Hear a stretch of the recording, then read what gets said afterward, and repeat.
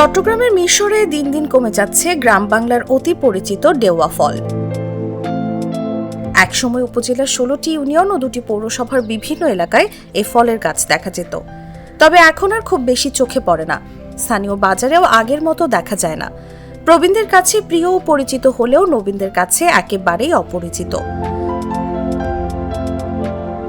উপজেলার আবরহাট মনিরুল ইসলাম মাদ্রাসা মাঠের একপাশে কয়েকটি ডেওয়া ফলের গাছ চোখে পড়ে।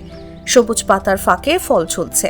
ডেওয়া ফল ভাঙলে ভেতরটি ছোট ছোট কাঁঠালের কোয়ার মতো দেখতে, কিন্তু এটি কাঁঠাল নয়, এটি অম্লমধুর স্বাদের ডেওয়া ফল। আবহমান বাংলার ঐতিহ্যের ফল ডেওয়া পুষ্টিগুণে ভরপুর, ঔষধি গুণেও অনন্য।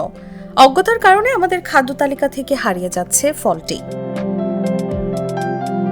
বিশেষজ্ঞরা বলেন, আমাদের জানার বাইরে পুষ্টি ও ঔষধি গুণে ভরপুর অনেক দেশি ফল আছে। ডেওয়া গাছের পাতা, ফল, ছাল ও শেকড়ে ঔষধি গুণ আছে। এটি হজমে সাহায্য করে, কোষ্ঠকাঠিন্য দূর করে, ত্বক ও চুলের যত্নে কাজে লাগে। এতে থাকা অ্যান্টিঅক্সিডেন্ট রোগ প্রতিরোধ ক্ষমতা বাড়াতে সাহায্য করে। ফল রক্তশূন্যতা কমাতে সহায়ক। কাঁচা ডেওয়া বেটে গরম পানিতে মিশিয়ে খেলে পেট পরিষ্কার হয়। এটি যকৃতের বিভিন্ন রোগ নিরাময়ে সাহায্য করে, বলিরেখা দূর করে ত্বককে সতেজ রাখে।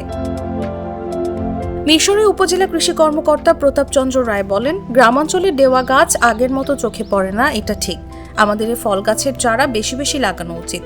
ডেওয়া গাছ সব ধরনের মাটিতে লাগানো যায়। মিশ্র বাগানে একটি করে ডেওয়া গাছ লাগানো হলে আবাদ বাড়বে।